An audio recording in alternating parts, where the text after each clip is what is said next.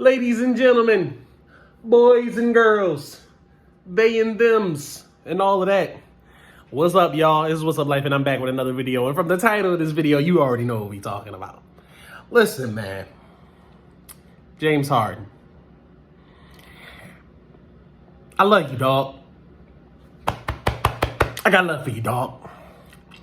You know, you have brung so much enjoyment, excitement to my life.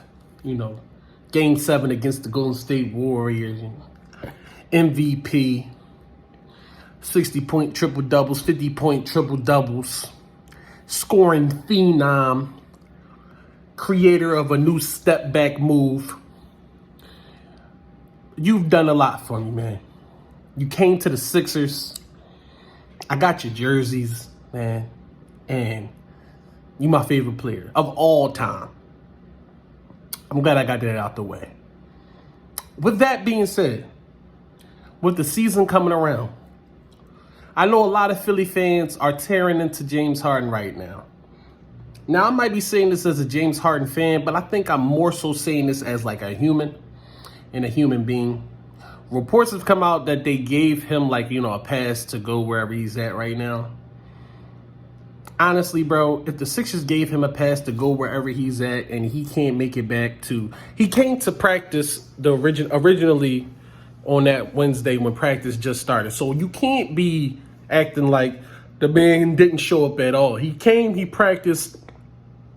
We don't know what's going on. We don't know what he got going on. Of course, how things go, people always have something to say as far as media is concerned, as far as the questions that aren't being answered. So people make up their own answers and people make up unnecessary questions. But this is what I'm here to tell you, and this is what I'm here to say. As a person, y'all, if he got to take time away for any reason, let's start giving these players the benefit of the doubt when they take time away. It could be family, it could be mental, it could be physical, it could be anything. Let's let them have their time, and when they come back, they come back.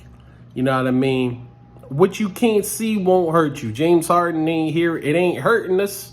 But you gonna play without him. Think about how good the Sixers were in the regular season before James Harden came, when we had Ben Simmons not even playing or nothing. Remember, it was just Joel Embiid, and then Joel got hurt, and then we just had Tyrese Maxey, and that was it. And Tyrese Maxey and Tobias Harris and Shake Milton was balling. Shake Milton and Tobias was balling and keeping us alive in the beginning of the season last year. After Tyrese Maxey got hurt, James Harden got hurt, and Joel Embiid got hurt. You know what I mean? Shake Milton and Tobias was keeping us alive. So at the end of the day, let's not act like it's the end-all, be-all if James Harden don't play in the beginning of the regular season, if he don't practice with the team. Let's take it easy. Of course, he wants to be traded, but sometimes it don't work out that way, and he'll have to remain and he'll have to play. Because at this point, it doesn't look like anything on the Clippers is going to get going. Honestly, it feels like,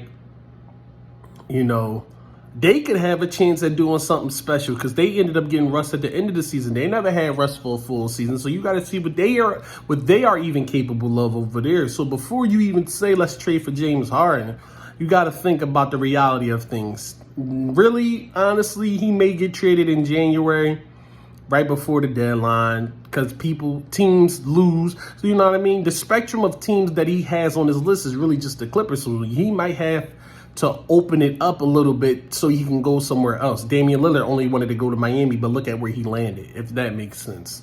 Sometimes you got to wait to get what you want. So we may have to wait to get what we want, and he may have to wait to get what he wants. But at the end of the day, I say this. If he doesn't play the first couple of games, maybe something is going on. And I would rather say something is going on than something isn't going on. Because at the end of the day, man, as a person and as people, we can't keep thinking that these athletes aren't just that.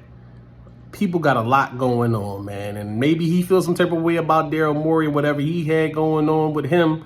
And think about how that made him lash out and say that on social media. And he was all the way overseas. He wasn't even in America when he said it. So it's a lot of pieces to this puzzle. It's a lot of moving parts, and it's a lot of it's a lot of questions that aren't being asked, and there's a lot of questions that aren't being answered, and there's a lot of answers that aren't what we want. You know what I mean? The answer can be true, but it's not what you want to hear. So at the end of the day, James Harden, we waiting for you to come back, man. We hope that you'll remain a Sixer until you retire.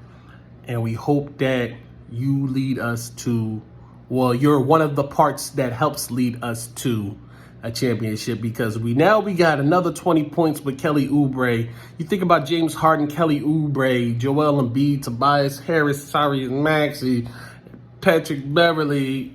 Of course, the Celtics in Milwaukee guaranteed got some crazy stuff going on. But we saw Miami beat the Celtics last year.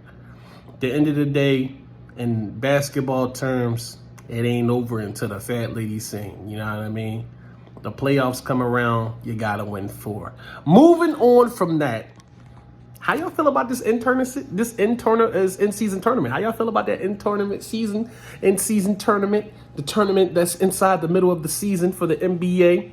There's a lot of incentives with it going on. They got a lot going on. You get $1 million if you win. $100K for this, $500K for that, $20K for that, $50K for that. It's going to force players to play hard instead of taking games off. Because some of them basketball games, I ain't lying, bro. If you ever had NBA TV, bro, some of them games was not hitting. Some of them games you clicked off because the players wasn't playing hard. And you could tell when people aren't playing hard. I know y'all watch college basketball. I know y'all watch NCAA basketball. Just that alone shows you the passion difference in certain levels of game. There's so much passion and love and just trying effort in NCAA basketball compared to NBA games. That's what they tried to bring back to NBA games when they implemented this in-season tournament. Of course, it's for money as well, but it's also good for them to make NBA players play the game, because at the end of the day, bro, you had players that wasn't playing in the beginning of the season for light injuries and saying, we're going to continue not to play until the playoffs come around. And then when the playoffs come around, you get injured again, and they say, I'm not stepping back on the floor again, because we seen what happened with Kevin Durant. We seen what happened with Kawhi Leonard. We seen what happened with Paul George. So you got players that's just not getting back on the court until they get healthy. And they understand that, it's always going to be another year for them to play. With that being said, it's like, brother, when are you going to play? Because we haven't seen it, and they're getting paid so much money. So I guess the owners were like, yo, we got to come up with something. In-season tournament, it's here. We're ready. Are you going to watch? Are you prepared for it? Do you think that it's going to bring more excitement to the NBA? Do you think it's good for the NBA? Do you think it's bad for the NBA? Do you think it's good for statistics? Because, NBA is a very statistical game as far as what people have done previously before. When you talking about records of rebounds, assists, points, well, they have statistics beginning for this NBA season as far as the tournament, because that's going to be pretty cool. The scoring leader for the tournament and awards and stuff like that.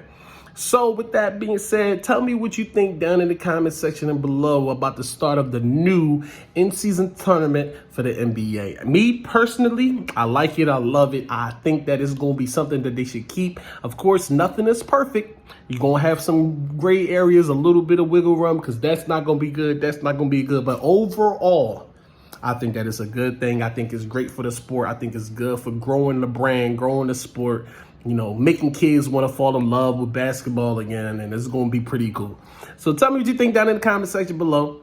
Who's going to win the new NBA in-season tournament? Me personally, you already know who I'm going with. I'm going with the Sixers. I hope that they figure it out. But I think that we got a really good shot to win this, because at the end of the day, we have a pool, I think, with like the Hawks, Pacers, and Cleveland.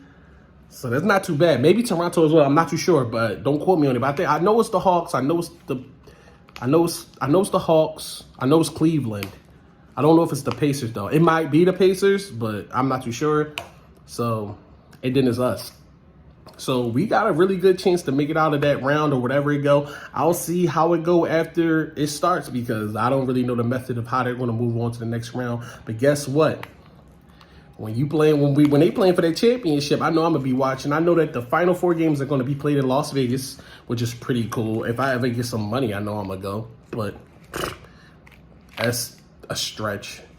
So tell me who you think is gonna win the new in-season tournament down in the comment section below. And do you think that it matters? Like, do you think this new in-season tournament is gonna matter to the NBA players? Do you think that they're gonna care about it?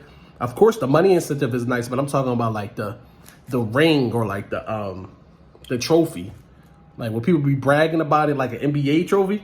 Like, I got a ring for the new NBA tournament or whatever the case may be. Where you think that's going to rank now? Like, he ain't got no championships, but he got 4 in-season tournament wins. Ooh, the great debates. The great debates. Because who's next? Giannis, Luka, all of them.